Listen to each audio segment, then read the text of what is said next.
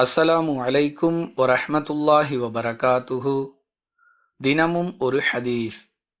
வெள்ளிக்கிழமைக்கு முன்பு ஒரு நாளை சேர்க்காமல் அல்லது பின்பு ஒரு நாளை சேர்க்காமல் உங்களில் எவரும் நோன்பு நோற்க வேண்டாம் என்று அல்லாஹுவின் தூதர் ஸல்லல்லாஹு அலைஹி வஸல்லம் அவர்கள் கூறினார்கள்.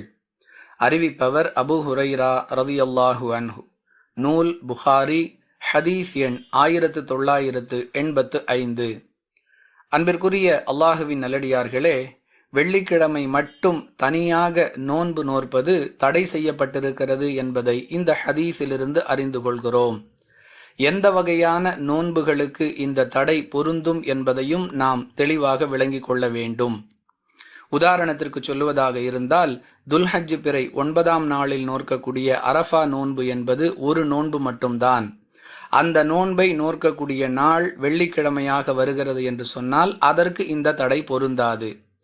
அப்படியென்றால் வெள்ளிக்கிழமை மட்டும் நோன்பு நோற்பது கூடாது என்ற தடை எதை குறிக்கிறது என்று பார்க்கும் பொழுது, நாமாக விரும்பி நோற்கக்கூடிய நஃபீலான நோன்புகளுக்கே இந்த தடை பொருந்தும்.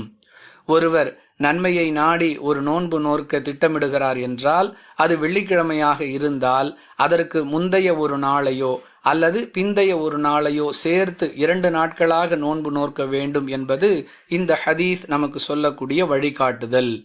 புரிந்து நடந்து கொள்வோம். வாஹிரு தஅவானா அனில் ஹம்துலில்லாஹி ரப்பில் ஆலமீன். அஸ்ஸலாமு அலைக்கும் வரஹ்மத்துல்லாஹி வபரகாத்துஹு.